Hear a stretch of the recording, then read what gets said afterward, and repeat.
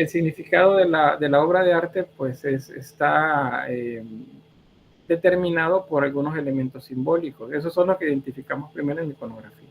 Entonces, por eso les decía luego, pues la conceptualización acá, la iconografía nos permite describir y clasificar principalmente, y la relación con el texto que pueda llevar. Y la iconología se refiere a la información simbólica que encontramos en ella. El ejemplo que les mostré el día de ayer es este. No me voy a detener en este de nuevo porque hay otras imágenes que quiero que vean. Vamos a ver por ahí, por ejemplo, las figuras que tienen que ver siempre con la idea de Cristo, o María, por ejemplo, o Jesús Niño, que son como de las más comunes e importantes también a destacar de este periodo. Bien, primero arte figurativo. ¿Alguien sabe qué es arte figurativo? Sin leer por ahí, sino que así como pueden explicarme.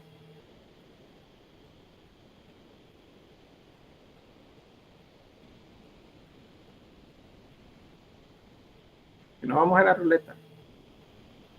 Van a hacer, ¿cómo se dice? Una maestra que tuve, una teacher que tuve en clase de inglés, decía, son voluntarios o víctimas. Si no hay voluntarios, van a haber víctimas, decía. Bien, Irving. No sé si, o sea, mi idea es de que es cuando hacen como estatuillas. Ajá, pero esas estatuillas pueden ser de una gama bastante amplia. Algunas se entienden fácilmente y otras no, por ejemplo. Entonces, sí, pueden ser estatuillas, pero hay algo más ahí, algo más por ahí. Pinturas realistas, dice Alison, sí, pueden ser pinturas realistas. De hecho, las estatuillas, como lo mencionaba también Irving, también pueden ser. ¿Qué más?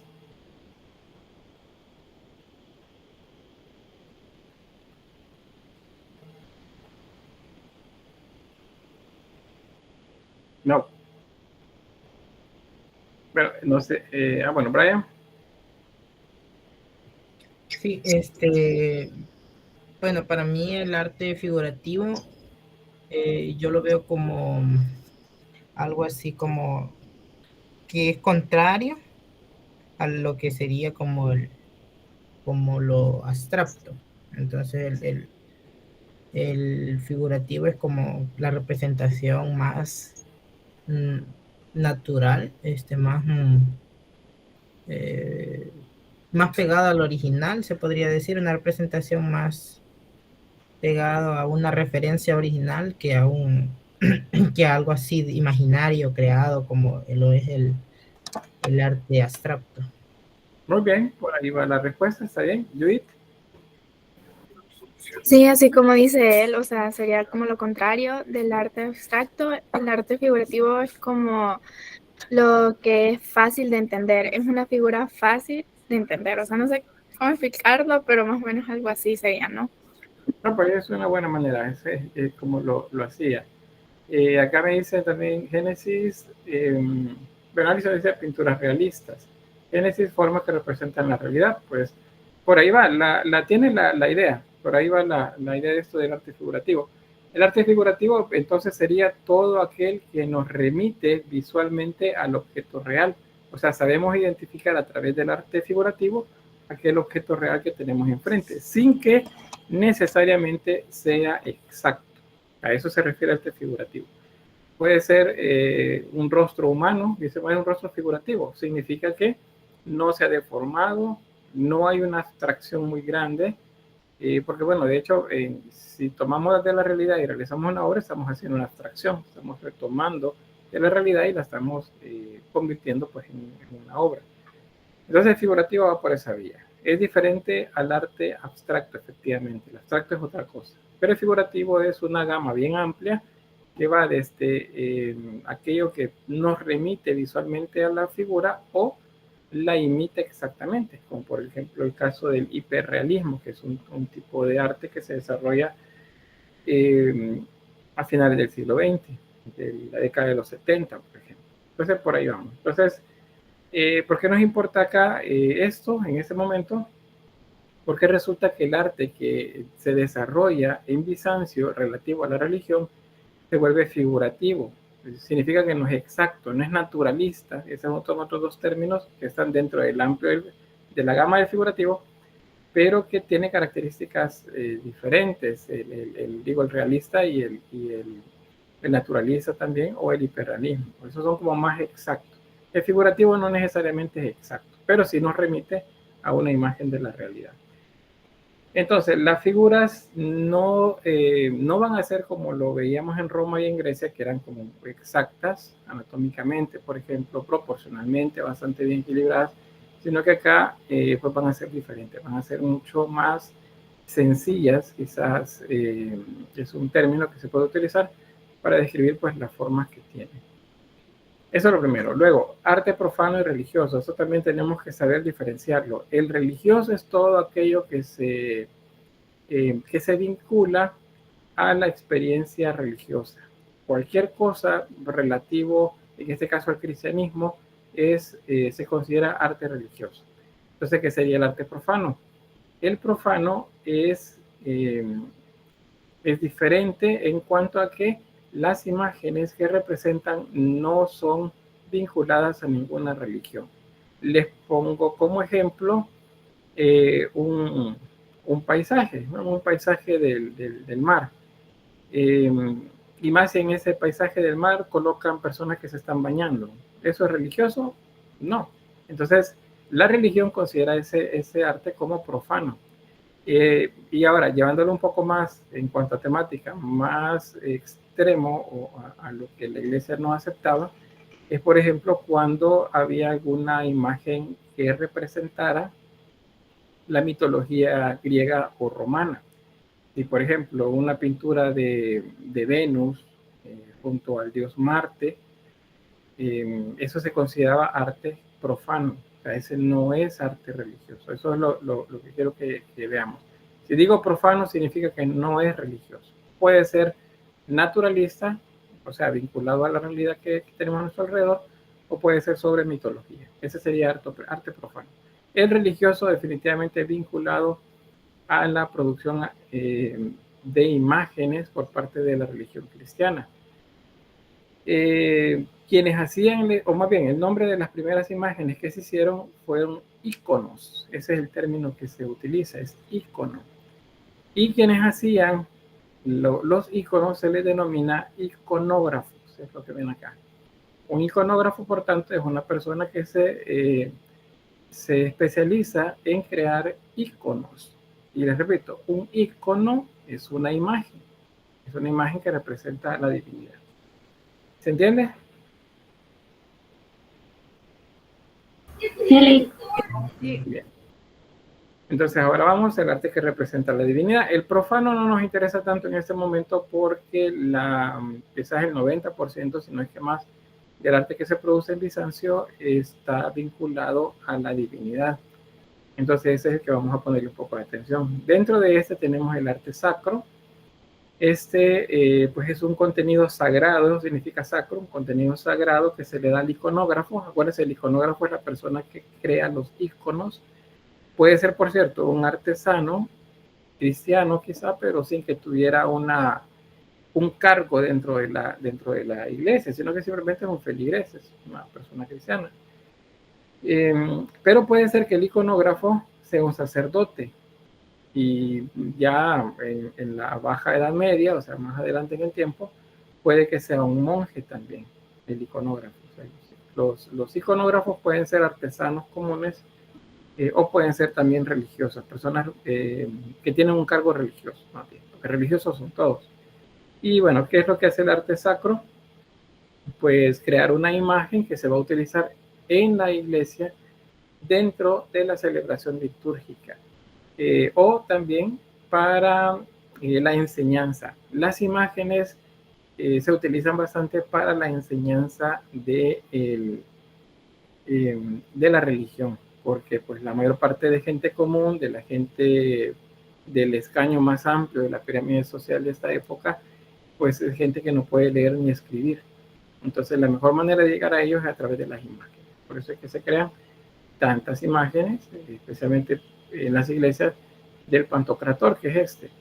Pantocrator significa que que es el creador de todo. O sea, es Jesús como el creador de todo. O sea, Jesús como Dios. Eso es el pantocrator. Acá en el chat me dice Sofía, un iconógrafo entonces es como un oficio. Sí, por él decía un artesano. El arte más bien es la iconografía, o sea, el realizar obras de íconos, o más bien realizar íconos que son representaciones de la divinidad. Y efectivamente era un oficio, era algo que aprendían, algo que se hacía dentro de talleres y se transmitía de generación en generación. La enseñanza de la elaboración de los íconos. Es muy importante esto porque, por ejemplo, si es solo un artesano, si no es una persona muy religiosa, a él le tienen que explicar, le tienen que hacer que en su mente se cree la imagen de aquello religioso para que él luego lo plasme en la imagen, le dé figuración. A eso en diseño se le llama objetualizar. Cuando una idea que tenemos la volvemos un objeto o la volvemos una imagen. Eso se llama objetualizar.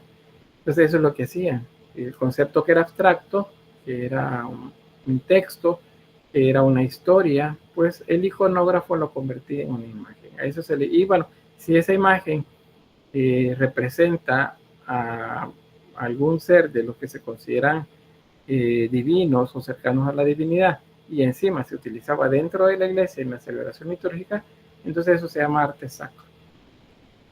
Algunos ocupan sacro como para decir, ¿cómo se dice? Un sinónimo de religioso. Luego, representativo. Pues sirve para conocer entornos o espacios. Por ejemplo, una de las versiones del nacimiento de Cristo dice que nació en un pesebre, en un pequeño establo, donde había un pesebre, y pues menciona los animales que estaban cerca. Entonces eso está en nuestra mente y para todos es diferente. Todos nos imaginamos la escena diferente. ¿Qué hizo el iconógrafo? Realizar la primera imagen. Le dio forma. Colocó en una posición especial, por así decirlo, a los animales. Colocó al niño en una posición, a María en un lado, a José en el otro. En la mayoría de las imágenes, por ejemplo, de esto, digamos, yo tengo la posición que tiene el niño en el pesebre. No digo que soy el niño Dios, sino que tengo la posición del niño en el pesebre. Entonces, a mi derecha, porque acuérdense, Jesús es el que está ahí en el pesebre. A mi derecha, la derecha es el lado más importante, allí va a estar María. Y al lado izquierdo, la siniestra, allí va a estar José. ¿Por qué José está a la izquierda y no a la derecha? Porque es más importante dentro de la liturgia María, en una posición diferente. Y el lado derecho, acuérdense, siempre se va a ver el personaje más importante. Cuando ustedes ven la obra, ven la imagen, dicen, mire, pero es que María está del lado izquierdo. Ajá, pero ese es mi lado izquierdo. Yo como observador la veo a mi lado izquierdo. Pero acuérdense, es la posición de la figura central. Jesús está sentado, recostado en el pesebre, entonces a su derecha está María, a su izquierda está José. Lo mismo la mula y el buey pues se ubican en unas posiciones similares y todos los demás elementos que están alrededor. Esa posición, esa ubicación, esa distribución en una pintura, en un icono, se la dio pues el iconógrafo. Y gracias a esa descripción visual que ahora tenemos, más bien, ese paisaje que ahora tenemos, es fácil describirlo ahora. Y pues hay otros iconógrafos que van a imitar la misma escena, parecido o igual, y eso va a ir multiplicando la idea de que eso era así. Hay otros, por ejemplo, en otros iconos, Jesús aparece dentro de una cueva, porque resulta que otro de los evangelistas dice que nació en una cueva, no dice que nació en un establo, sino que en una cueva. Entonces, una cueva también es un entorno, el iconógrafo ideó para colocar el nacimiento, lo que se llama la Sagrada Familia, pues, ahí ubicados en las mismas posiciones, siempre a la derecha María, a la izquierda José. Bien, ese sería representativo. En este caso, el ejemplo que les muestro es el de la el milagro de los panes y los peces. Pueden ver acá Jesús. ¿Por qué sé que es Jesús? Bueno, primero tiene un traje oscuro, es diferente al de los demás, pero atrás de la cabeza de él hay un círculo. Eso se llama, acuérdense, nimbo. Más adelante vamos a ver también esto de las aureolas. Nimbo y aureola se ven igual, pero son dos cosas diferentes. En este caso, el nimbo es crucífero, significa que tiene una cruz inscrita. ¿Qué significa? Que es Jesús. No hay ninguna duda de que es él. Acá. Luego, se ha distribuido alrededor de un cesto, porque ese es como un cesto, 2 peces y 6 o 7 panes. Que ver, 2, 4, 6, 7 panes. Panes y peces. Entonces, eso es el inicio pues, de uno de los milagros que se supone realizó Jesús. Quiero ver, Gracia dice, entonces cuando el arte sacro surge, ya no hay guerras entre cristianos por la representación de la figura religiosa. Lo que sucede es que lo de las luchas iconoclastas suceden a lo largo de bastante tiempo. Entonces, las imágenes ya estaban, ya esta distribución, ya las imágenes de María, por ejemplo, que es un ciclo muy amplio, ya existían.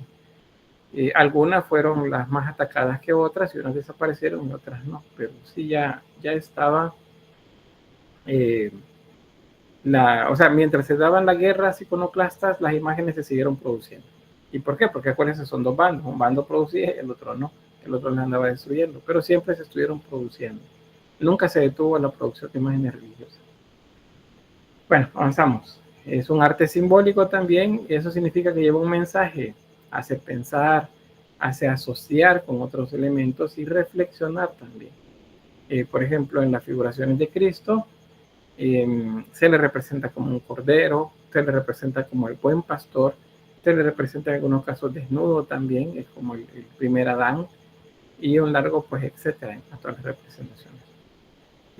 Hay algunas, por ejemplo, la que se llama piedad, o la sexta angustia, por ejemplo.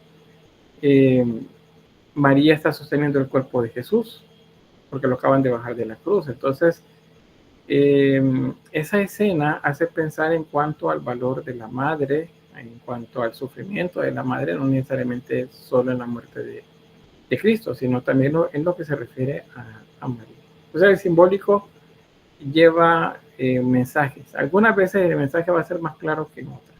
Sí, sí sucede también. No sé si se pregunta hasta acá. ¿Dudas? Bueno. Bien. ¿Qué tan importante, esta es pregunta, qué tan importante es María dentro de los relatos?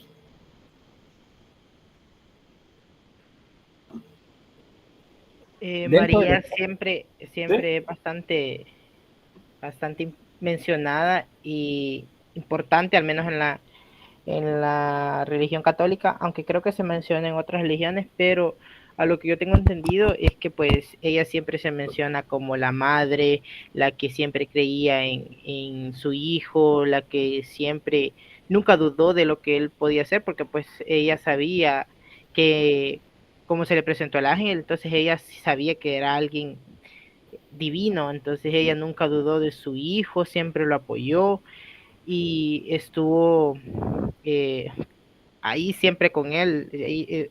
Fue alguien que nunca se apartó del lado de su hijo, por eso siempre se representa como alguien muy importante, porque es considerada como la madre por la religión es considerada como la madre de todos nosotros, porque fue la madre de Jesús, y Jesús es el mismo Dios.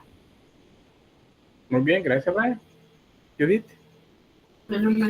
Sí, también es considerada súper importante porque es considerada como la mujer sin mancha, o sea, sin pecado. Uh-huh. Bueno, según los relatos de los que hablaba los profetas del Antiguo Testamento, decían que el Mesías que iba a venir iba a nacer de una mujer virgen. Entonces es importante por eso, porque representa pues la madre inmaculada, ese es el término que se utiliza. Inmaculada, perdón, significa sin mácula, o sea, sin mancha. Eso significa el texto. Ahora, vamos a ver más adelante un poco de María, pero les adelanto que con María lo que estamos viendo es la permanencia de una de las representaciones de un ser divino que viene desde la antigüedad hasta nuestros días, y eso es la diosa madre. Eso está presente en la antigüedad, la época paleolítica, la Venus paleolítica, si recuerdan, la Venus del Neolítico también. Luego lo vimos con los sumerios, representaciones de Ishtar, por ejemplo, Inanna. Luego en Egipto tenemos la madre de ¿cómo se llama esto?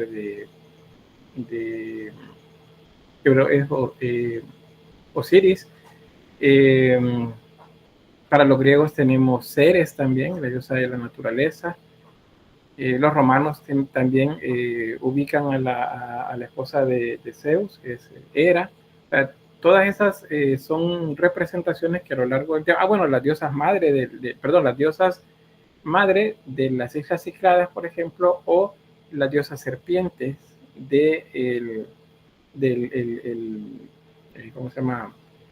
Del arte cretense. Entonces todo eso sigue, o sea, la idea de la madre es algo presente dentro de toda la humanidad y está vinculado siempre a la fertilidad. Entonces se mantiene la imagen, solo que toma unas dimensiones diferentes en la representación de María. Cuando veamos el icono mariano, entonces les voy a mostrar ahí algunas referencias a esto. Ahorita avanzamos. Bueno, los iconos de Jesús, tanto Jesús él solo como en contexto significa en paisaje, nos va a remitir siempre a la idea de la divinidad. La imagen de Jesús en estas primeras etapas no siempre tiene barba y bigote. En algunos casos es barbilampiño, no significa que no tiene ni barba ni bigote. Es una representación del dios Apolo. Cuando tiene barba no es la representación de Zeus, porque ya más de alguien pues lo menciona, lo dicen, pero no es eso. No es esa la representación de él. El que tenga barba y bigote responde a una interpretación que igual se la voy a explicar cuando estemos en la parte de los iconos. Ahorita solo lo hago notar. Jesús niño, pues es una de las representaciones más comunes, especialmente vinculadas a María. O sea, hay una relación acá entre ellos. De hecho, acá en este mosaico que les muestro acá, aparece ahí un perfil todavía de María. Están siempre vinculados. Rara vez, al menos en esta etapa, aparece el niño solo. Es muy común que sea la par de María. ¿Y eso por qué? Porque resalta la maternidad. Eso de la maternidad, por cierto, es motivo de discusión también en las primeras corrientes cristianas. Porque dicen, si Jesús es divino, no necesita que lo alimente su madre, porque el alimento le viene dado por Dios, o sea, es una naturaleza diferente. Pero otros dicen, no, él nació de una mujer, de una virgen. Entonces, hay una dimensión humana en él también. Y pues eso es parte de esas discusiones que son los que llevan a la primera separación del cristianismo, es cuando los ortodoxos se separan.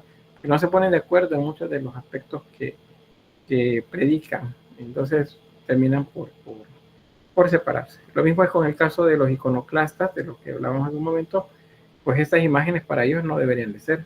Entonces, cada vez que veían mosaicos, pues a retirarlos.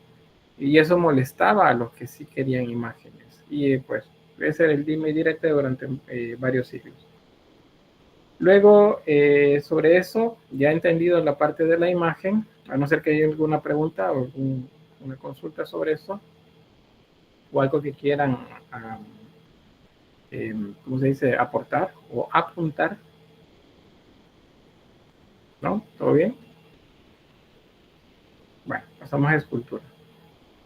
Bien, con escultura vamos a hacer un análisis por ahí de algo siempre de tanto iconografía como iconología para poder entender la imagen. Lo primero decirles que inicialmente, si el cristianismo es adoptado en el siglo IV por Roma, a finales del siglo IV, del año 380, pues los primeros siglos del cuarto al quinto, quizás al sexto, la escultura romana se fue transformando poco a poco en una escultura más religiosa, donde la imagen iba perdiendo naturalismo para volverse más figurativa. Figurativa en el sentido de que pues me interesaba nada más que nos mostrara que era una persona la que estábamos viendo, pero sin llegar a un detalle de perfección.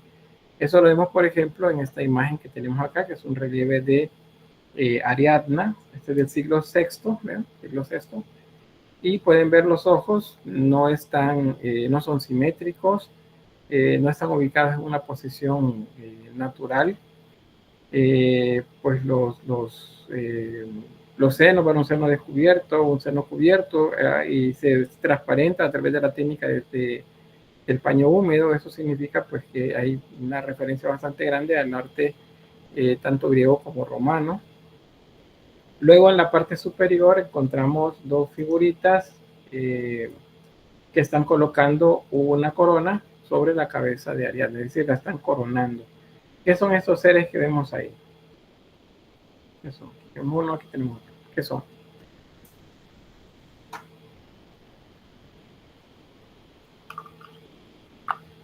¿No son los serafines? No. Veamos. Stephanie, perdón. Querubines. Querubines, no. ¿Quién más dijo algo por ahí? Ángeles, dice Aranza Sofía.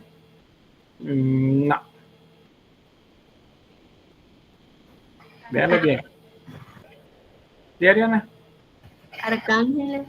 Arcángeles, no. Mercedes dice un puti. Bueno, puti es el plural. Aranza dice también cupidos. Ya nos vamos acercando. Bien, ¿alguien más? Sara dice serafines. Los serafines tienen un rostro y tienen 6 alas. Solo es rostro, 6 alas, porque el cuerpo se los cubre un par de alas. Esos no son eso. Pero ya los han visto, ¿verdad? Sí, han visto, bueno, en la actualidad pues le decimos serafines. Elisa dice mensajeros, no. Hilary dice querubines, no, porque los querubines tienen 6 alas o 4 alas, dependiendo de quién nos describa, y tienen 4 rostros. Uno de buey, uno de león, uno de un ser humano y de águila. No es ninguno de esos.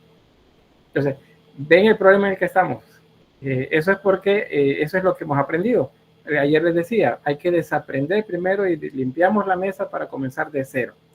Y vamos a entender entonces poco a poco de dónde aparecieron los ángeles con alas, porque los ángeles no tienen alas. Entonces, ninguno de esos dos personajes es nada de lo que me pusieron por ahí.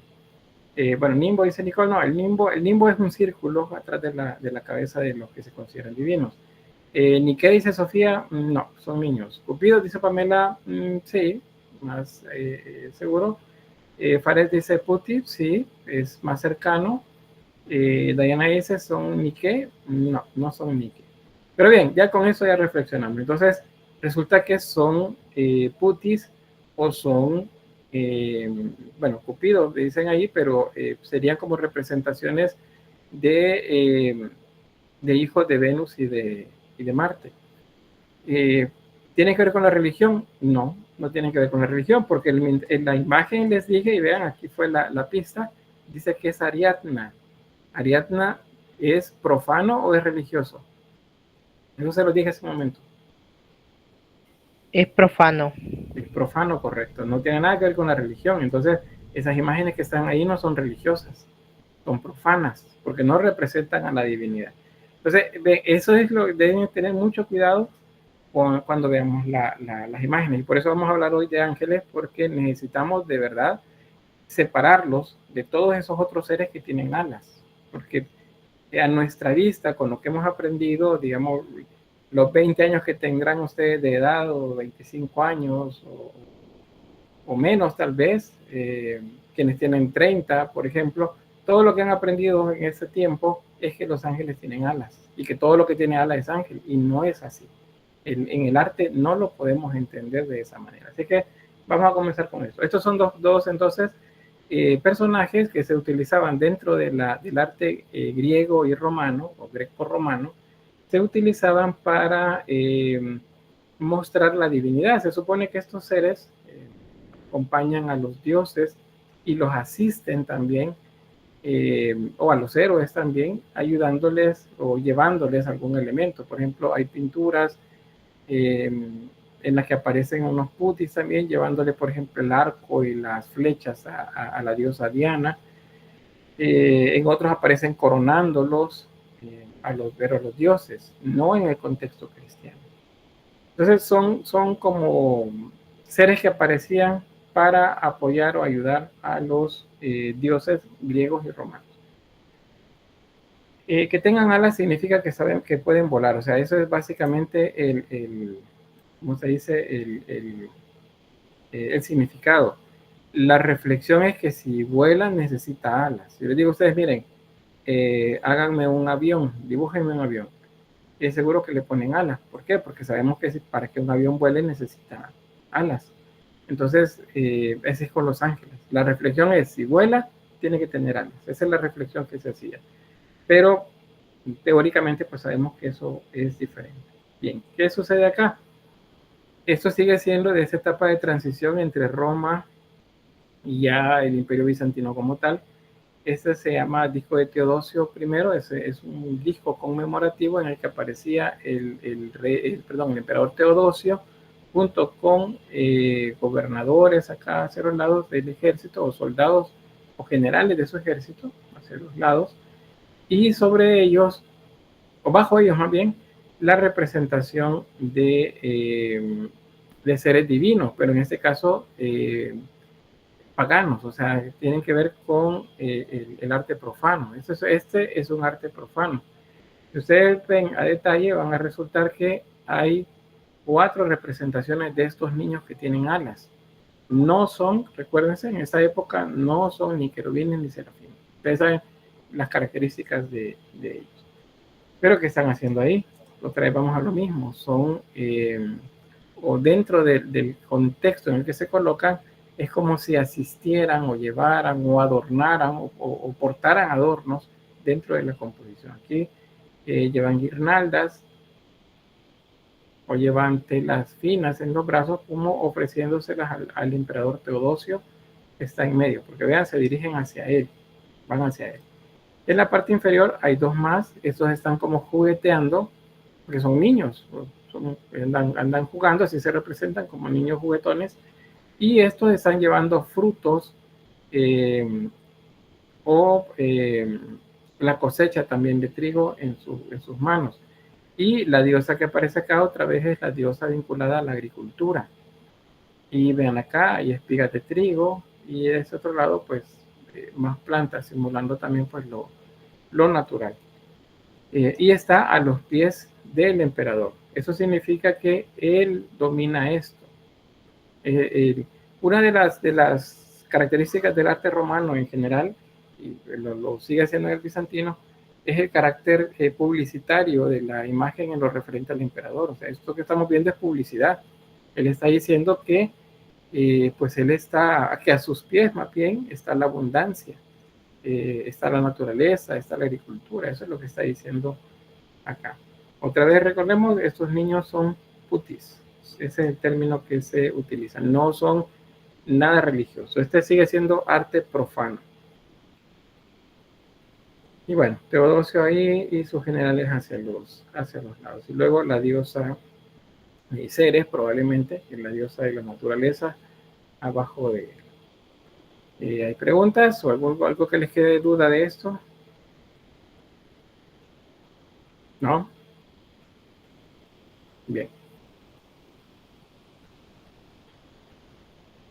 Cuando hablamos de ángeles, y si la Biblia dice ángel, que dice más de 330 veces, creo que es más o menos, las veces que utiliza la palabra angelus o mensaje, o ángel, perdón, para referirse a 2 mensajeros en la Biblia, eso significa entonces que pues la función que tenían los llamados angelus o ángeles eran de mensajeros.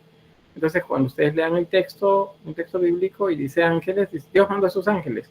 Lo que está diciendo es, Dios envió a sus mensajeros. Entonces, ahora veamos las cosas así.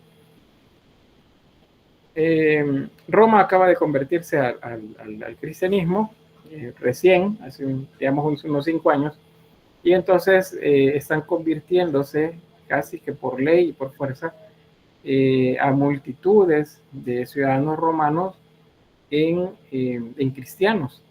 Entonces, en la cabeza de estos nuevos cristianos, que son parte del Imperio Romano en su momento, las imágenes son de seres alados. Si vuelan, pues no les son extrañas.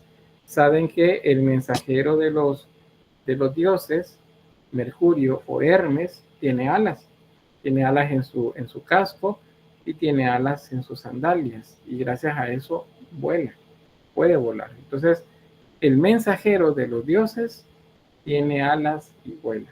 No las tiene en la espalda, sino que las tiene en el casco y en las sandalias, y por eso puede volar. ¿Qué más encontramos en la mitología grecolatina? Pues estos personajes, los llamados putis. En particular, el más conocido de ellos es Eros o Cupido, el otro término que utilizamos para él. Efectivamente tiene alas. Pero ahí vamos a la representación de Cupido. A ver, ¿quién se acuerda qué representa Cupido o Eros? ¿Qué representa? El amor. El amor, pero ¿qué tipo de amor? Creo que el amor inocente. Ah, muy bien. El amor inocente, el amor que se da tempranamente y que por lo tanto no es profundo. Y vuela. Y por eso tiene alas el jovencito ese que vemos ahí. Porque pues vuela de un lugar a otro fácilmente, sin detenerse mucho. Eso es lo que creo que les mencionaba el ciclo pasado. Les decía, miren, iniciando el año, pues el crush es determinada persona. Cuando termina el ciclo, pues es seguramente que ya su atención está puesta en otra persona y pues el crush es alguien más. O la crush, no sé si eso es así. O bueno, iniciamos ciclo ahorita y bueno, de repente alguien pone la atención en alguien y dice, me gusta. Al final del ciclo, a mitad del ciclo, pues ya le gusta a alguien más. Eso significa que el amor no es profundo, sino que es superficial, es inocente, un amor pasajero, como dice Sofía en el chat. Y entonces por eso tiene alas. Y de esa manera se representa. Según la mitología, según los mitos relativos a Venus, y por lo tanto a Eros también, resulta que pues Eros tuvo un hermano, que es Anteros, y que se ubica como si fuese antagonista de él, como que fuera alguien que pasaban como peleando mucho. De hecho, muchas esculturas griegas aparecen peleando dos niños que tienen alas. Son Eros y Anteros peleando, son dos hermanitos. Cuando nació Anteros, entonces Eros creció, porque Anteros representa el amor profundo, el amor con pasión.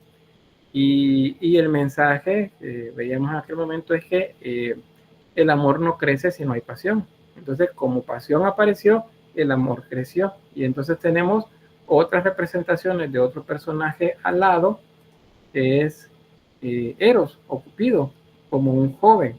Y ahí tenemos pues esa es una de las aventuras más importantes de él como enamorado, es la que tuvo con Psique, una joven muy hermosa y que representa la razón ella, y sí que representa el sentir, el querer. Entonces, estos dos son representaciones de Eros. Podemos encontrarlo como un joven adolescente o lo podemos encontrar como un niño. Y tienen alas, y no son ángeles. Son ángeles. Eso es otro, ya les acabo de explicar qué son. Tenemos la diosa Atenea. La diosa Atenea no tiene alas, tiene una corona, tiene un escudo. En el escudo está colocada la cabeza de ¿cómo se llama esta? De la Gorgona o de Medusa. Luego, pues que Perseo, perdón, se la cortó, se la entregó a ella y la colocó en el escudo. Hay una serpiente, normalmente en las representaciones de Atenea aparece una serpiente detrás del escudo, significa el conocimiento de la serpiente, conocimientos profundos. Luego, en su mano derecha, Atenea, en este caso la que es Atenea Partenos, tiene una mujer que tiene alas. Y esa mujer con alas es Nike. ¿Quién dijimos que era Nike? La diosa de la victoria. Correcto, la diosa de la victoria. Permítanme.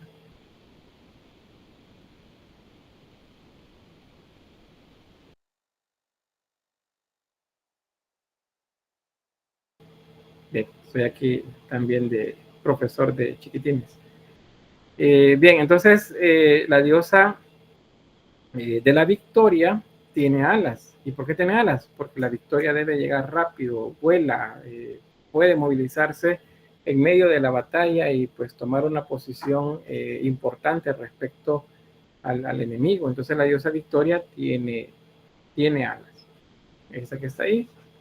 Y pues hay una cantidad de representaciones muy grandes de la diosa victoria. Entonces vean, en el contexto de Grecia y de Roma, que es donde el cristianismo está tomando forma, pues hay muchos seres que tienen alas, no solo uno. O sea, el ángel como alado no existe dentro del cristianismo y dentro del judaísmo, pero sí hay otros seres en Grecia y en Roma que tenían alas. Así hay animales, de hecho, también que tienen alas, Pegaso, por ejemplo.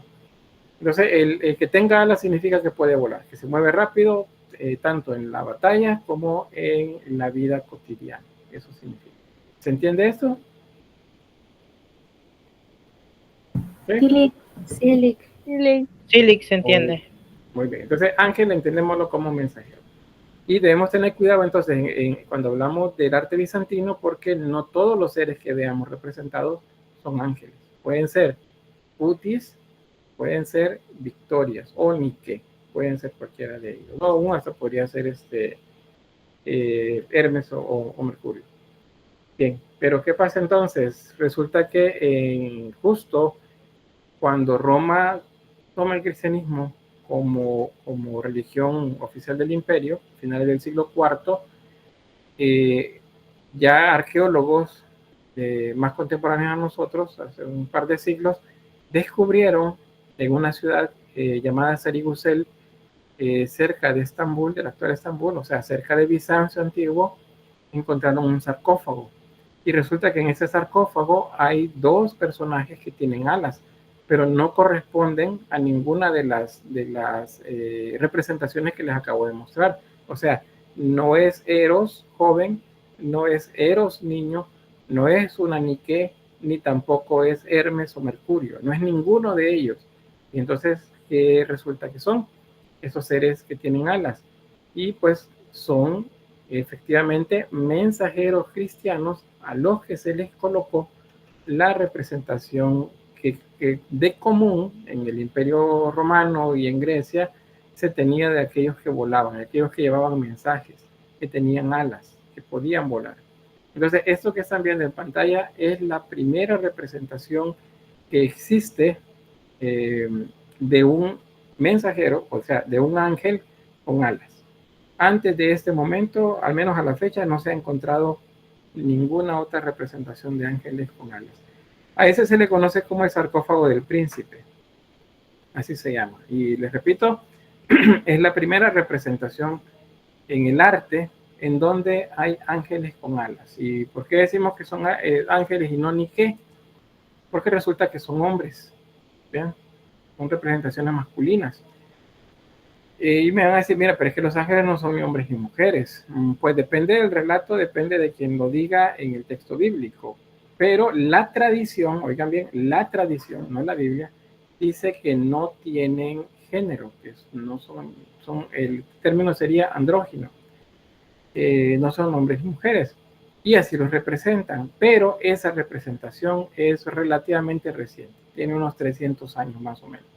Antes de eso, por ejemplo, en esta época son masculinos, en el Renacimiento tienen apariencia femenina, son como representaciones de mujeres con alas. Luego viene el barroco, y el barroco lo vuelve un tanto más masculinos, pero al mismo tiempo se ven como andróginos. O sea, no acertamos a decir si es hombre o mujer la imagen. Entonces, es una evolución. Eso siempre recuérdenlo también cuando hablamos de ángeles. Es una evolución. No es lo que nosotros conocemos acá. Eso ha cambiado y cambia más bien en la medida que nos vamos alejando de nuestra época y acercando a esta que ven acá. Entonces, estos serían los primeros ángeles con alas. Pero son mensajeros y bueno, que tienen en medio de sus brazos pues una corona. Las coronas están vinculadas a ornamentos fúnebres y es un sarcófago, y dentro de él tenemos un anagrama bastante simplificado de la palabra Cristo. Es la letra J y la letra Ro, es las dos primeras letras de la palabra Cristo. Eso es lo que vemos acá. Bien. ¿Se entiende? ¿O hay alguna pregunta o algún comentario sobre esto?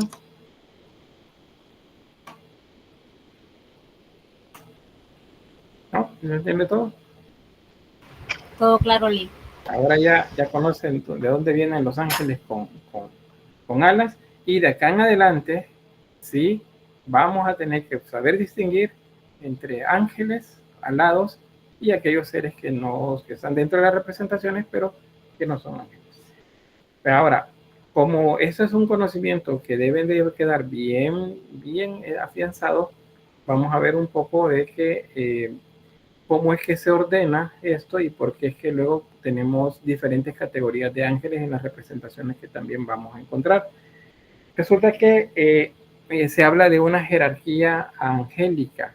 El día de ayer alguien mencionaba sobre esto. El término que se utiliza para hablar de ángeles es angeología, y no es algo nuevo. La angeología no se la inventó alguien hace poco.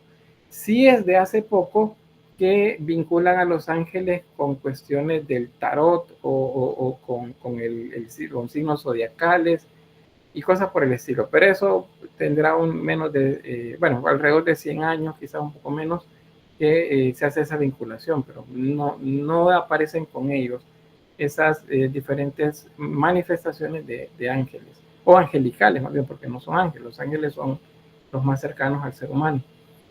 Resulta que en el mismo siglo, o más bien entre el siglo IV y el siglo V, o sea, entre los años 300 y el año 400 de nuestra era,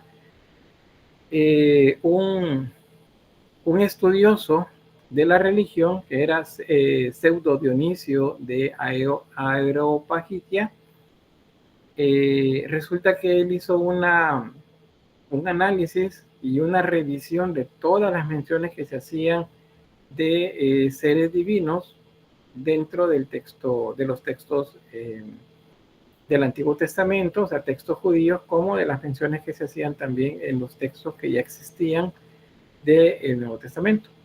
Entonces él hizo análisis de eso y estableció una jerarquía, y escribió un libro que se llama de Shelley's jerarquía, algo así creo que se llama, o sea, de la jerarquía celestial o sobre la jerarquía celestial. Y en él establece que los ángeles están distribuidos en 3 niveles, o tres grupos. El primer grupo es el que ustedes conocen, el que ustedes han mencionado ya, y son los que menciona el texto bíblico que tiene alas. Son los serafines, los querubines y los tronos. Estos no son ángeles rasos, digamos, o los ángeles de los que se nos habla a nosotros, o los que se nos aparece, digamos, en una experiencia religiosa. No son, estos no son. Estos son pocos los profetas o patriarcas que tuvieron la oportunidad de observar a estos seres. Ya vamos a ver un poco más sobre eso, pero les muestro los demás. Luego, en el siguiente círculo tenemos a los dominios o las dominaciones, así se llaman también, las virtudes y las potestades o poderes. Esos también son parte de la jerarquía angelical. Es decir, después de los tronos siguen los dominios, después las virtudes y por último los poderes. Luego, en la tercera y última de los grupos de ángeles de los que nos habla Pseudo Dionisio, él ubica acá a los principados, a los ángeles, a los arcángeles y a los ángeles. Los ángeles entonces serían los más cercanos al ser humano, y esos son los mensajeros de los que habla el texto bíblico. Pocos han tenido también contacto con arcángeles o con cualquiera de los otros que están hacia arriba. Creo que el arcángel, de hecho, mencionado varias veces en el Nuevo Testamento, por ejemplo, es Gabriel. Gabriel es el que lleva los mensajes importantes, el que se comunica de manera como que muy, muy inmediata y con autoridad con seres humanos. Por ejemplo, es el que se le presenta a María y le hace la salutación en la que le dice que quedará embarazada. Es el que se le presenta también a José, esposo de María, y le dice lo que tiene que hacer. Es también en otras religiones monoteístas como el Islam, es el que se le presentó a Mahoma y le dijo: escribe, redacta o toma el texto que se te está diciendo, y a partir de eso es que Mahoma escribe los versos del Corán.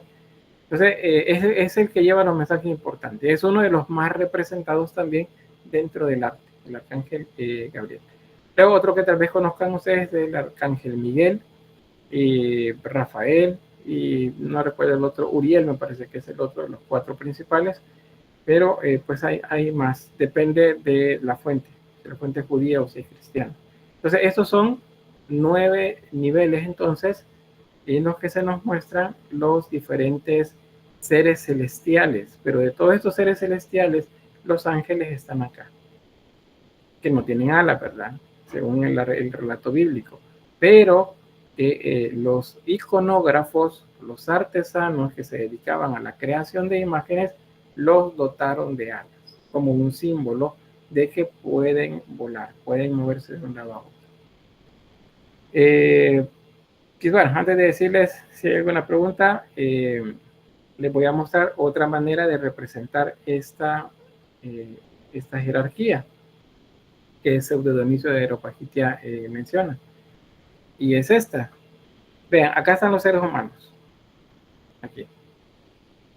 Y entonces tenemos en medio del universo la representación de Dios. Este es Dios. Y este es el ser humano. Entonces, si hablamos de niveles que están entre Dios y el ser humano, entonces el primer nivel son los serafines.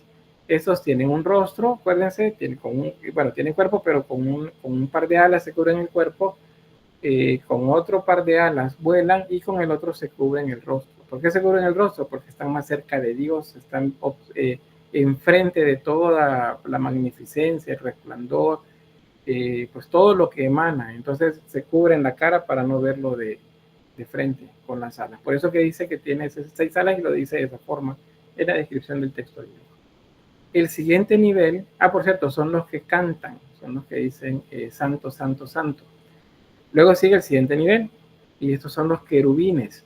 Los querubines serían como una especie de guardas.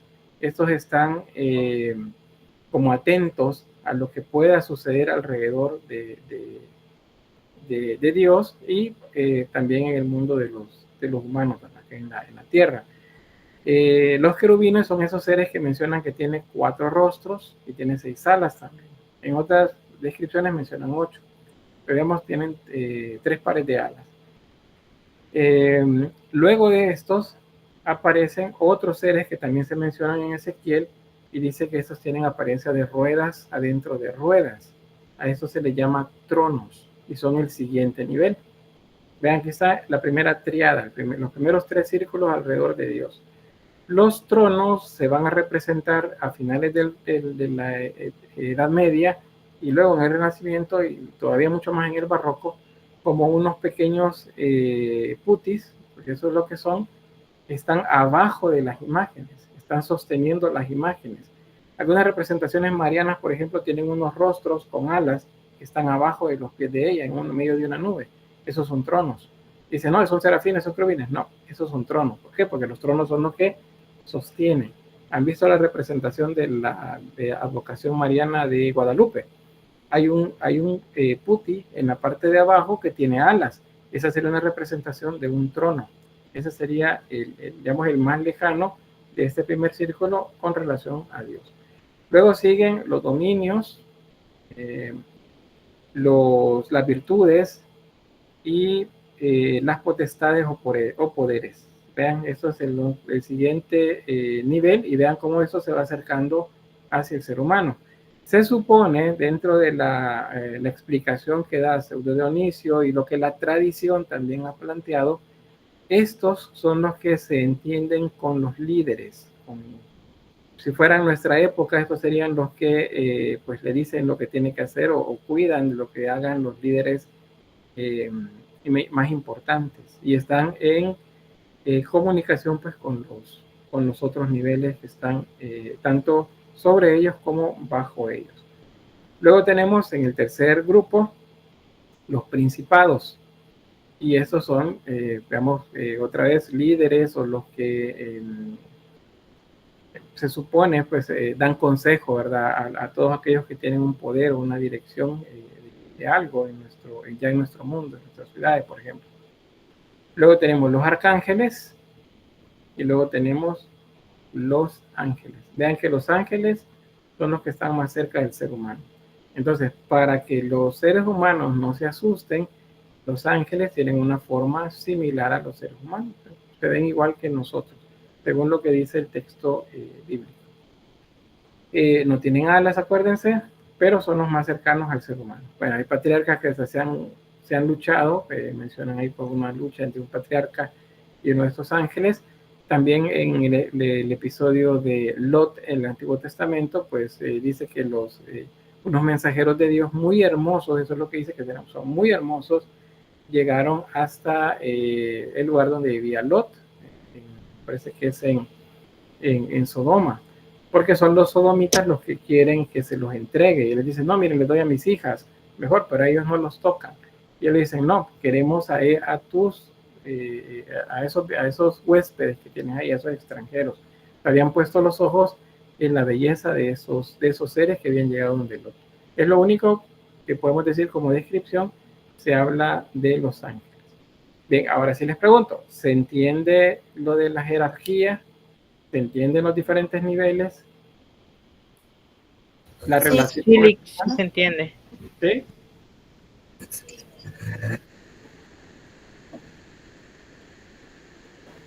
Lo van así. Espero que sí, entonces, porque si les pidieran una pregunta de examen, me lo tienen que explicar, lo tienen que decir, no igual, ¿verdad? Pero según sus palabras, ¿cómo está explicado eso? ¿Qué sucede de acá? Les repito, del siglo IV en adelante, pues vamos a ver diferentes representaciones de estos seres en las iglesias, también en textos, en documentos, como por ejemplo, misales. Van a aparecer imágenes de cualquiera de esos, ¿cómo se llaman estos? Mosaicos, pinturas al fresco en las paredes también van a tener siempre relación con cualquiera de esos que ven por acá. Bien, estos son serafines, son los que les mostraba en las pechinas de Hagia Sofía, la Catedral de la Santa Sabiduría de Dios.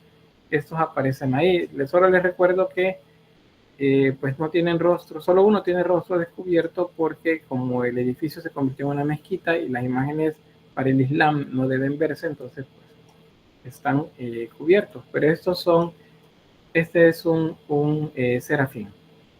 ¿Ven? Nada que ver con un niño gordito, chapudito, con alas bonitas, revoloteando alrededor de los santos o de Jesús o de la Virgen. No, esto es un serafín. Esos son. Luego tenemos pues una amplia variedad, como les mencionaba, de representaciones. Aquí pueden ver serafines, Vean cómo el artesano, ya sea un sacerdote o un artesano de la feligresía, cómo traducía la imagen, más bien traducía el texto a una imagen. Eso, por cierto, se llama objetualizar, el convertir una imagen, una idea en un dibujo, una pintura. Eso se llama objetualizar. Entonces, así lo objetualizaban, lo convertían en esto, porque es lo que interpretaban. Dice que en las alas tiene ojos, entonces así lo veían. ¿Y por qué tiene ojos? Porque lo ven todo.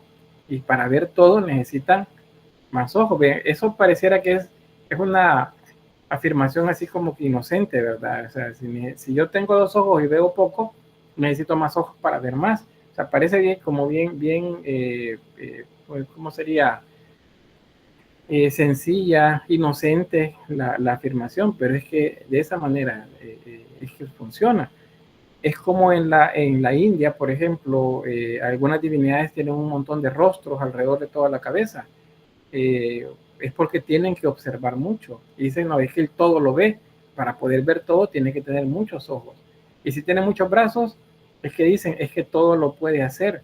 Entonces, para poder hacer todo, necesita más de 2 brazos. Entonces, le ponen un montón de imágenes. Entonces, vean, el razonamiento a nosotros nos parece como bien sencillo, pero para la gente de esta época, pues es muy complejo y representa lo que, según ellos, pues quiso decir el que les explicó o el que escribió el texto. Bien, vamos a pasar a eso otro. Estos también son serafines acá. Eso de acá arriba, vean. Rostro, 6 alas. Y luego, bueno, acá primero, estos serían ¿qué?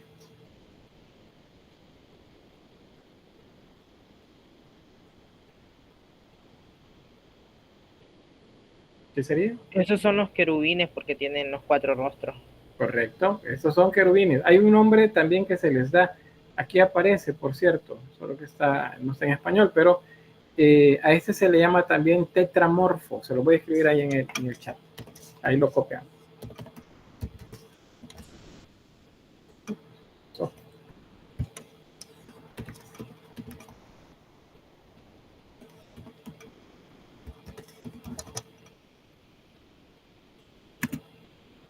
Bien, ahí está, tetramorfo. Tetra significa 4 y morfo, forma. Entonces, el de las 4 formas, eso significa tetramorfo. Y tetramorfo es un término que se utiliza también para hablar acerca de las representaciones de los 4 evangelistas. Vean que no es sacado de la manga, ¿verdad? Que sean 4 evangelistas. No, los estudiosos de esta época lo que hicieron fue hacer relaciones con lo que existía, los relatos del Antiguo Testamento, y vieron pues que el número 4 es un número, en numerología bíblica es importante. Entonces eligieron 4 evangelistas y cada uno de ellos tiene una representación acá. Es el del león, el buey, el humano, el rostro humano y el águila. Eso va por ahí. Vemos por acá, Fares dice, ¿por qué tienen 4 cabezas de diferentes especies? Bueno, si nos vamos a la época, imagínense, culturalmente estamos hablando de hace 5.000 años, no más, serían como 7.000 años más o menos, en los que se establecen los primeros relatos o los relatos que están en el Antiguo Testamento. De hecho, hay una línea ahí cronológica que marca, según la historia del pueblo hebreo, marca las épocas, pero digamos que andan más o menos 7.000 años atrás en el tiempo. Entonces, en esa época hay una importancia grande del aspecto agrario de la agricultura y la ganadería. Entonces, los toros son muy importantes porque son los que ayudan a labrar la tierra. Los leones son importantes porque representan la fuerza. Si no, pues, si no me creen también, recuerden en la Mesopotamia, desde la época sumeria, Acadia, Babilonia, por ejemplo, Asiria, Persa, los leones aparecen, ¿sí o no? Imaginen, recuerden, en el asirio, por ejemplo, al rey Asurbanipal luchando en contra de los leones. ¿Por qué? Porque el león representa la fuerza. Y si el rey dominaba al león, domina entonces todo. Entonces, los leones son muy importantes también en esa época. El ser humano, claro, ese es el actor, digamos, en esto, es quien interviene, la naturaleza la transforma, y entonces también el ser humano es otro personaje importante. Luego el águila. Otra vez vamos a Mesopotamia. Bueno, y no les mencioné Egipto. Los leones y los bueyes en Egipto también son parte. Las esfinges, por ejemplo, son cuerpo de león y rostro de mujer, por ejemplo. Los bueyes, hay uno de los dioses, es una representación de un buey en Egipto. Otra vez vamos al águila o el halcón, por ejemplo. En Mesopotamia es una representación también de la fuerza de la naturaleza, y especialmente de aquello que puede elevarse por sobre todo lo demás. Es un ave que vuela muy lejos y es un ave rapaz. Es capaz de destruir, es capaz de llevar fuerza también y mostrarla hacia el ser humano. Entonces, el águila es otro ser importante en esa época. Luego dice, los Sigurat también dice, Brian, y Fares dice, me refiero a que por esa razón se le llama tetramorfo. Sí, es por esa razón. Tiene 4 cabezas, entonces tiene 4 formas, por eso se llama tetramorfo. Pero cuando decimos tetramorfo nos estamos refiriendo más bien a las representaciones de los 4 evangelistas. Eso es lo que quiero que también separemos. Si lo vemos así, en el contexto bizantino o de la Edad Media, se llama querubín. Ese es el término principalmente que le vamos a llamar. Pero si hablamos ya de los 4 evangelistas, entonces le llamamos tetramorfo. Bien, ¿qué más? Bueno, sí, ya convencía el compañero. No, bueno, solo les muestro este otro acá a la par. Esos son, ¿cómo se llama? Esos son mosaicos en iglesias bizantinas, y estas son representaciones de potestades y estas de dominaciones. Si se fijan, están vestidos de una manera particular. Vean, esos tienen un atavío militar. Es porque las potestades, los dominios, les repito, son los que se considera que rigen o apoyan o colaboran con los líderes. Eso tiene que ver con las luchas que puedan llevar ellos con enemigos. Entonces, por eso tienen una representación un poco castrense, así de militares. Esa misma idea va a ser colocada ya más particularmente un par de siglos más adelante de esta época, con la representación del arcángel Miguel. El arcángel Miguel o San Miguel lleva un atavío romano, de militar romano. De esa manera se dice, porque según la tradición, según algunos relatos también, que amplía la tradición, es el que dirige a los ángeles en contra de la rebelión que lideró Luzbel en contra de Dios. Bueno, no sé si alguien más o se entiende, no se entiende. Yo sé que eso es un poco complejo, pero pues trato la manera de que sea lo más sencillo en decirlo. Yo sé que a veces pueden quedar también dudas sobre algunas cosas, pero lo que sucede es que no todo aparece al mismo tiempo, sino que vamos a seguir avanzando en años acá, en siglos, y van a ir viendo cómo otros elementos se van a ir agregando a eso. Bueno, si no hay preguntas o algún comentario, avanzamos. Bien, solo para cerrar esta parte y para que vean la evolución que tienen a lo largo de los siglos las imágenes, hay una interpretación que hace este artista, es un diseñador alemán que se llama Jonas Pfeiffer. En el año 2022, pues él hizo una interpretación de estos seres de la primera tríada que está alrededor de Dios, y entonces nos presentó esta imagen que probablemente ustedes la han visto por ahí ya, la de los serafines. Lo hizo de esta manera, un poco exagerada de alguna manera, especialmente eso de los ojos gigantes, porque acuérdense que la descripción dice que tiene un rostro, no dice que tenga un ojo gigante, no dice que tiene un rostro, pero es la interpretación de él. Luego a los querubines los representa de esta forma, igual. De hecho, en la imagen así ampliada, esto que ven acá es un ser humano, donde tengo el cursor. Solo que si lo doy a acercar, pues deja de moverse. Entonces me gusta más cuando se mueve. ¿Ves? Ahí deja de moverse, porque es un GIF. pero esta es una persona. Entonces lo representa como seres gigantescos. Y él también menciona, o más bien, muestra los tronos de esta forma. El texto solamente dice que son ruedas adentro de ruedas. No dice más, y bueno, y que esas ruedas están llenas de ojos. Entonces él lo representa de esta forma. Es el mismo artista, Jonas Pfeiffer. Y es una interpretación, vamos, contemporánea a nosotros. Bueno, vamos a avanzar entonces. Seguimos con el trabajo que tiene que ver con las imágenes. Y entonces vamos a hacer un análisis de para que vean que en estos primeros siglos en los que el arte bizantino está poco a poco obteniendo sus particularidades, ¿qué serían? Sus señas particulares, pues su manera de diferenciarse del arte romano. Entonces vamos a encontrar que siempre hay incidencia de algunos elementos, tanto temáticos como morfológicos, del arte romano. Entonces les muestro, por ejemplo, acá, este es el emperador, es Justiniano. Vean que se representa joven, es una característica también, no se representan ancianos, porque así como para los griegos y para los romanos, pues idealizar la imagen y mostrar a sus líderes jóvenes, pues era parte del trabajo. Los romanos variaron un tanto, porque ellos fueron los que realizaron los primeros retratos, pero trataban ellos siempre igual de idealizar, especialmente cuando la representación de su líder, de su emperador, era como un juez, como un soldado, un general más bien, o como un dios.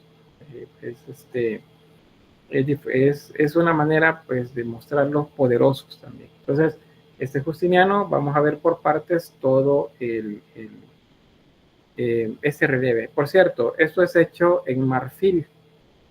¿Saben de dónde sale el marfil? De los colmillos de los elefantes. Muy bien. Y bueno, son placas las que sacan, es decir, lo cortaban como para sacar tablas, y esas tablas eran las que trabajaban a través de técnicas de grabado y de relieve, de talla. Me dice, mire, pero ¿cómo habían colmillos tan grandes? Pues sí, efectivamente habían colmillos de dimensiones bastante grandes. Todavía en las matanzas que hicieron los cazadores en las regiones africanas a finales del siglo XIX, hay unas fotografías que pertenecen a la National Geographic en las que aparecen cazadores que están posando con los colmillos, y son colmillos de más de 3 metros de largo. O sea, imagínense el tamaño del elefante que tenía esos colmillos. Entonces, digamos que material grande había para ese tipo de trabajo. Entonces, el marfil es uno de los materiales más utilizados en Bizancio para la representación de imágenes. Eso sí, los trabajaban por secciones. Esas tablas se trabajaban de manera individual y luego se colocaban en una sola. Vean en esta imagen que al lado derecho de la pantalla aparece una tabla nada más de madera. Eso se llaman faltantes. Los faltantes son elementos de una obra que no están. Por ejemplo, la diosa, la diosa Venus, que se conoce como la Venus de Milo, no tiene brazos. Esos brazos se llaman faltantes, no están ubicados pues donde deberían, porque se perdieron en algún momento. Lo mismo sucede con esto. Bien, vamos a ver. La primera parte, la sección superior, que por cierto marca la jerarquía. Vean, arriba está, vamos a encontrar ángeles y vamos a encontrar una representación de Jesús. Este Jesús es barbilampiño. O sea, si vemos a Jesús sin barba y bigote, es claramente una representación de Apolo, del dios Apolo, el dios Sol, porque acuérdense, es la luz del mundo. Ya les voy a mostrar un poco de la iconología de la imagen. Ahorita solo es la parte iconográfica. Acuérdense, iconográfica significa que solo les digo qué es lo que hay ahí. ¿Qué son los personajes que están? Estos son ángeles, este es Cristo, este es el sol, esta es la luna y las estrellas. Significa, el significado ya se lo voy a dar. Luego tenemos un soldado que lleva un personaje acá como en un trofeo. Luego tenemos a Justiniano con un caballo galopante, bajo de él una diosa con muchas frutas en su regazo. Luego tenemos otra diosa también por acá, y en la parte inferior tenemos lo que parecieran ser campesinos y bestias también. Ahí por ahí un león, por ahí un elefante, y llevan colmillos acá en los, como que le han quitado los colmillos a los elefantes y los llevan en las manos. Estos son pueblos sometidos, los que están abajo. Y arriba está Dios. ¿Ven la posición? Mientras más arriba, siempre va a ser más importante. O si lo vemos al revés, mientras más bajamos en el diseño, en la imagen, menos importantes son las imágenes. O sea, esto es importante, esto es más o menos importante y esto es más importante. Luego, en la parte que correspondería a la dimensión humana, que es esta dimensión divina, la parte superior, el emperador es mucho más importante que cualquier otro que aparece ahí. A eso se le llama, acuérdense, es una jerarquía social la que se muestra con el tamaño de la figura. Entonces, el emperador es más grande que sus soldados que están acá y que los pueblos conquistados. Son los más pequeños porque son los menos importantes. Esa es una manera también de diferenciar y de explicar estas imágenes que confunden y que muchos teóricos de los antiguos astronautas, como se dice en History Channel, dicen que son gigantes. La idea de los gigantes pues nace a partir de esto, que hay figuras que tienen un tamaño mucho mayor de los demás, pero es una jerarquía social la que se está mostrando. Bien, vamos a ver más despacio. Ahora sí, vamos a hacer un poco de iconología. Vean, las figuras son masculinas. Eso significa que son ángeles, no son niques, no son diosas de la victoria. Y ahora, ¿por qué están viendo hacia afuera? Están viendo como en el lado contrario. Jesús está en medio, pero ellos miran hacia el lado contrario. Es porque no lo ven de frente. Nos está diciendo que es como si el brillo, la luz que emana es tan fuerte que no permite observarlo de frente. Eso significa que estén viendo hacia otro lugar. Luego está dentro de un disco. Más adelante vamos a ver las mandorlas, que son una especie de óvalos en las que se ubica la imagen. Eso sirve tanto para separar del contexto la figura como para enmarcarla también como en un lugar especial. Entonces, en ese disco, que sería una representación de la bóveda celeste, aparece el sol al amanecer y aparecen la luna acá. Voy a quitarle la marca, ¿vean? La media luna, una estrella. Eso significa que Jesús gobierna el día y la noche. El día y la noche es un devenir del tiempo. Eso significa eternidad. Cuando lo veamos así, día y noche, uno al otro lado, significa eternidad. Normalmente en medio veis la figura de Jesús. Él nos está diciendo que gobierna el día y la noche, gobierna la eternidad. Luego tiene ¿cómo se llama esto? Como un báculo que tiene una cruz, que es símbolo de la salvación, en su mano izquierda. Y en la mano derecha está haciendo un signo, que es este.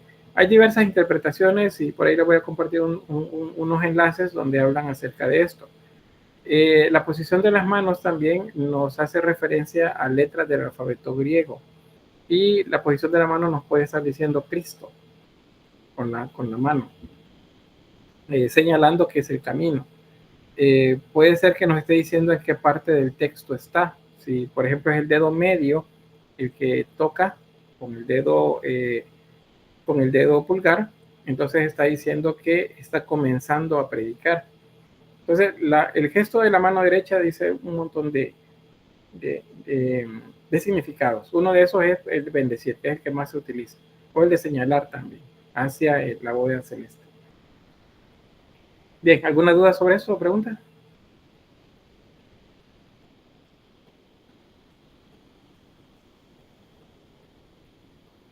Bueno, espero que no, porque si le sale la imagen en el examen, yo espero que me expliquen bien. Bueno, vamos a ver. La Nikeo Victoria. Ahora vamos a diferenciar los ángeles de las Nike. Las vemos de cerca. Y resulta que, miren, son mujeres. Estos son hombres. Entonces, los hombres, y vean el tamaño, son mucho más grandes. Estos son ángeles. Estas son mujeres, son más bien divinidades femeninas, voy a decirlo de esa forma, son divinidades femeninas. Entonces, es una manera de diferenciar las Nike de los ángeles.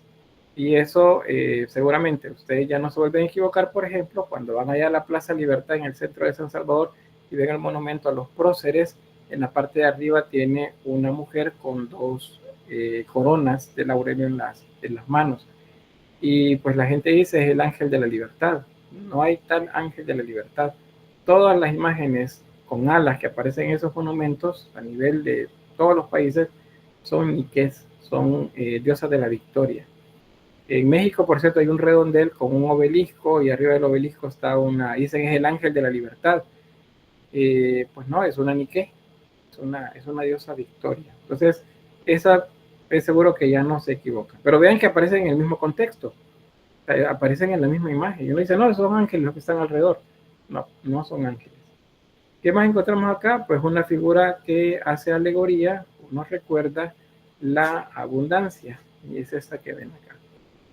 Normalmente lo entenderíamos, y hablando de significado iconológico, pues estaríamos hablando de la diosa Ceres, que es la diosa de las cosechas, de la naturaleza, de la agricultura, o vinculadas a ellas, ya sea por una relación familiar, digamos, con esas otras diosas. Pero vean, está sosteniéndole el pie al emperador Justiniano. Esta es una manera de decir, digamos, publicitariamente, que el emperador a dónde va, donde pone su pie, llega la abundancia. De esa manera es como publicidad para que la gente diga, miren, vienen las huestes del emperador Justiniano a conquistar estas regiones. Entonces, para que la gente dijera, bueno, pero que vengan, porque ellos nos van a ayudar a nosotros, porque donde llega el emperador, llega la abundancia. Por eso le está sosteniendo el pie. Luego tenemos acá, siempre hablando de significado, pues los pueblos sometidos, que es esta zona de acá. Si vemos un poco a detalle y vemos que llevan ofrendas, vean que este lado se dirige hacia el centro, este lado se dirige también hacia el centro, y en medio hay otra diosa Victoria. Eso nos remarca todavía más que estos que estamos viendo a izquierda y derecha son pueblos sometidos. Son pueblos que esta es otra divinidad que va también, y miren, va en dirección haciendo procesión hacia el centro, que hace relación con el brazo hacia donde está la diosa Ceres. Aquí vemos un tigre, un elefante, acá, un león de este lado, y todos pues se dirigen como haciendo reverencia hacia donde está el emperador Justiniano. O sea, esta obra no es religiosa, sino que es, bueno, tiene componentes religiosos, pero es mayormente profano, porque se refiere a la gloria del emperador Justiniano. Bien, ¿estamos? ¿Se entiende? Sí, luego me dicen sí, claro, pero a la hora del examen me entristecen, porque no pareciera que se les olvidó todo. Pero bien, pero ahora, nada más solo vean la cantidad de información que está en la obra. Entonces, de esa manera es como tenemos que hacer los análisis. Usted ve la obra y dice, sí, o van a una iglesia y dice, bueno, sí, el santo tiene, o la imagen de la Virgen tiene, ya está ahí enfrente. Pero no, cuando ustedes ustedes lo ven ya con estos ojos, con los que escudriñan los detalles, van a encontrar mucho simbolismo dentro de las imágenes, en las manos, en el rostro, en la posición de la cabeza, o en la ropa que llevan puesto, o cualquier objeto o situación que esté alrededor de ellos. Bien, este es un sarcófago. Este representa tanto a Adán y Eva, por ejemplo, acá, como también diferentes escenas de los textos o de los relatos bíblicos. Aquí no es solamente uno, sino que hay varios. Por ejemplo, los hermanos que vendieron a este personaje, se llama José. José, recuerdan que lo vendieron los hermanos. Luego tenemos acá otra imagen que representa igual un aprendimiento de ese lado. Y en el centro, Adán y Eva, acá, que se cubren con hojas su desnudez. Al centro es probable que estuviera el árbol de la sabiduría, solo que ahí solamente han quedado algunos vestigios. seguramente que se quebró. ¿Qué características más tiene la escultura? Bueno, hay un cierto amaneramiento. Amaneramiento significa que exageran algo, exageran un poco las cosas. El gesto, por ejemplo, o el movimiento. Uniformidad y rigidez, vean, los hombros, por ejemplo, están bien rígidos, están así como tirados hacia el frente. Falta de naturalidad, porque no se pueden, según lo que ellos expresan en la obra, es que no se puede retratar a la divinidad tal cual es. Se suelen colocar esmaltes para colorearlos, o piedras preciosas también para darles color. Es decir, que no todos tenían un solo tono. Por ejemplo, el que vimos hace un momento, no he encontrado ninguno o ni en los textos que diga que estaba pintado, sino que se veía más bien la factura del material. Pero hay algunos sarcófagos que sí tienen vestigios de pintura, lo cual quiere decir que pintaban la obra. No es extraño, dado que los romanos pues, la escultura romana era polícroma. Luego, trazos geométricos y follaje estilizado y desprovisto de naturalidad. Uno lleva lo mismo.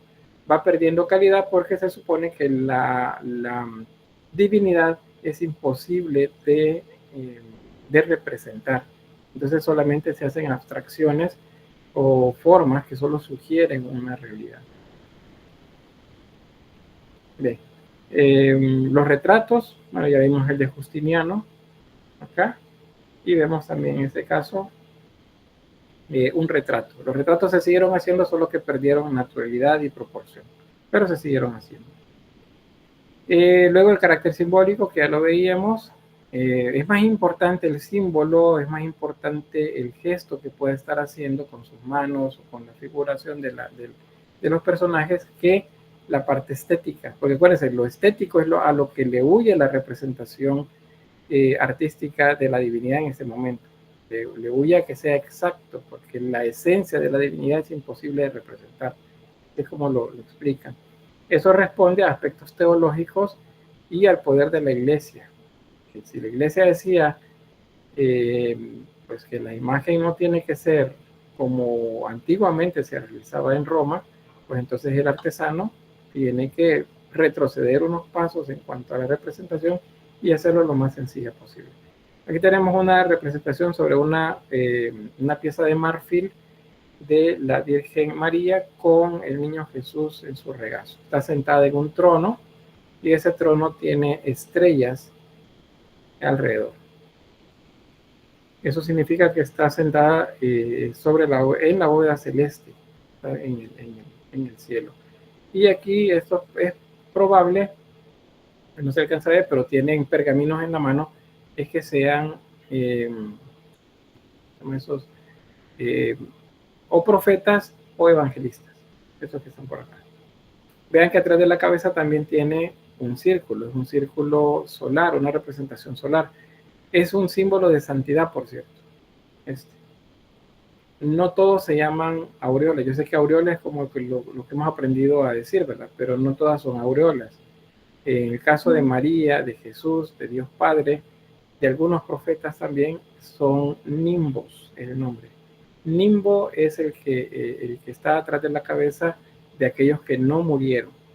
Todos los que murieron tienen aureolas sobre la cabeza. Entonces, un ángel que tiene un círculo atrás de la cabeza, ese círculo se llama nimbo, no es una aureola. Porque la aureola se coloca, por ejemplo, sobre los apóstoles, que son los que se murieron. Bien, ¿qué más? Bueno, que nos da tiempo, sí, unos minutos por ahí.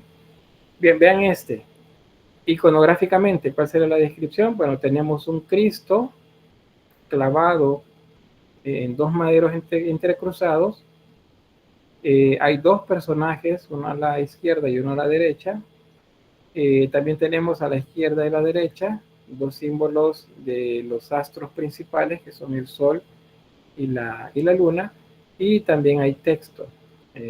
Arriba dice Cristo, acá arriba dice Mariam, y aquí dice Johannes, algo así, o Johans, algo así, no recuerdo muy bien la pronunciación. ¿Qué nos está diciendo entonces quiénes son? María y Juan. Esos son los que están acá. Hay 4 clavos, las manos están extendidas y pues hay una plataforma en la que están colocados los pies, uno junto al otro, cada uno pues con un clavo. Esa sería una descripción iconográfica. O sea, solo digo lo que estoy viendo y puedo ubicarlo también, lo puedo clasificar como una obra de arte religioso del período bizantino. Eso es lo que puedo hacer yo con el nivel iconográfico. Ahora voy a pasar al nivel iconológico. ¿Qué vamos a saber del nivel iconológico? Bueno, primero hay un nimbo. Acuérdense, es un nimbo, no es una aureola, es un nimbo crucífero. Significa que esta es una representación de Cristo. Esto nos lo dice, nos lo asegura. Tiene la barba y el bigote, tiene barba y bigote más el pelo largo. Eso no me voy a detener ahorita, sino que lo vamos a ver cuando estemos viendo pintura bizantina. Le voy a explicar por qué, qué significa el pelo largo y la barba y bigote. Luego, el sol y la luna son representaciones de qué, les decía hace un momento. El día y la noche. De la eternidad, por el día y la noche. Muy bien, vamos a decir del devenir del tiempo, o sea, el paso del tiempo, del día a la noche, eternamente. Eso significa eternidad también. Entonces, ¿pero qué significa que estén a los lados de Jesús? Que Él reina tanto el día como la noche. Exacto, Él es el que gobierna el paso del tiempo. Eso es lo que nos está diciendo esto. Aparte, bueno, esto también se lo voy a explicar después, porque vean, aquí hay una línea. Se supone que el cabecero de la cruz está acá atrás, en la madera, pero tiene otro acá. Este se llama Titulus Crucis, pero lo vamos a ver igual más adelante con la iconografía. Ahí aparecen unos ejemplos más claros. Luego, a izquierda, bueno, a diestra y siniestra. Diestra y siniestra significa izquierda y derecha. No a nuestra derecha, sino a la derecha de Cristo, que es este brazo, tenemos a la figura más importante de la composición. Y esa es Mariam, o la Virgen María. Lo tenemos aquí. Y del lado de la siniestra, lado izquierdo, de Cristo, no el nuestro, sino de Cristo, tenemos a Juan, que es el discípulo amado. Decir que tiene menos valor que María pareciera que no vale tanto, pero la verdad que es que sí tiene un valor bien importante, puesto que está cerca de no es otro apóstol, no es Pedro, por ejemplo, el que está acá, sino que Juan. Acuérdense, justo en ese episodio del Gólgota le dice, hijo, ahí tienes a tu madre, madre, ahí tienes a tu hijo.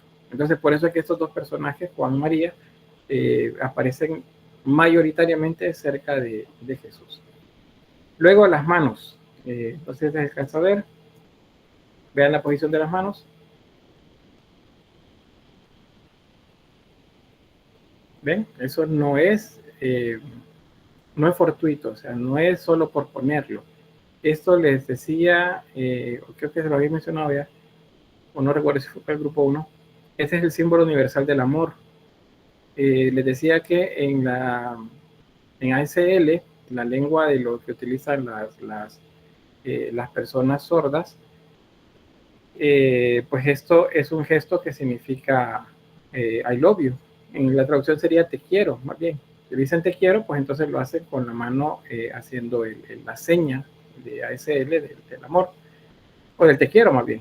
Entonces la posición es la mano abierta y el dedo anular y el dedo medio están unidos. Eso separa al meñique y el índice. Entonces esa posición es, no sé si, a ver, voy a hacer acá. Déjenme ver si puedo.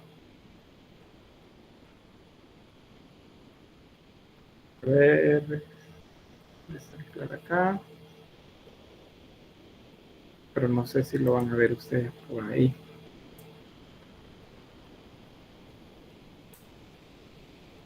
Sí me están viendo a mí como imagen principal, ¿verdad? Entonces la posición es esta. Esta es. Ese es el símbolo del amor universal. Entonces es la imagen que estamos viendo ahí que está haciendo como gesto de la mano la figura de Jesús. Entonces este gesto lo vamos a ver repetido a lo largo de todo el arte, vamos a desanclar, a lo largo de todo el arte medieval y aún en el Renacimiento, esa posición de la mano. Se las muestro igual por acá, o más de cerca. Vean, esa posición.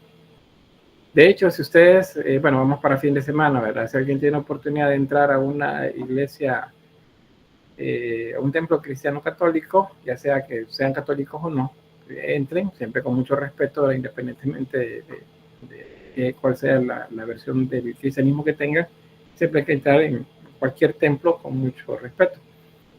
Vean las imágenes que aparecen ahí de María, de Juan, por ejemplo, de cualquier otro santo. La mayoría tienen la mano en esa posición, haciendo ese gesto, porque es el símbolo del amor. Bien, ¿qué más por acá? Estas manos significan dolor, significan también oración. Las manos así vueltas, las palmas de la mano vueltas hacia afuera, como que están diciendo no. En el caso de él es como un rechazo a la realidad que está observando, que es Jesús crucificado. Luego, vean en las manos, en cada mano, bueno, eso lo vamos a ver más adelante también, la posición del clavo. Pero ahorita solo vean, contemos los clavos. 1, 2, los pies separados serían 3, 4. ¿Cuántos clavos tenía o con cuántos clavos fue crucificado? Si es que lo dice el texto bíblico o no lo dice, o que les han dicho a ustedes cuántos clavos tenía. Yo recuerdo que eran, no sé en dónde lo vi, pero recuerdo que eran 3 en cada mano, algo así. ¿3 en cada mano? No, es mucho. Sí. Mucho. No, en cada mano es mucho. Pero, bueno, Fares dice 3 en total, ajá, 3 clavos. Andrea dice 3 clavos. ¿No hay más? Ah, sí, perdón, eran tres, uno en cada mano y el otro estaba con los pies unidos, se unían los pies. Ajá, un pie sobre el otro, muy bien. Ese Fares dice 1 en cada mano y 1 sobre los 2 pies, ahí tienen 3, correcto. Pero ¿y ese entonces, pues, qué pasó? Se equivocó el iconógrafo, el artista, no, perdón, el artesano o religioso artesano que realizó esta talla sobre marfil, porque tiene 4. ¿No? ¿Alguna explicación que se les ocurra?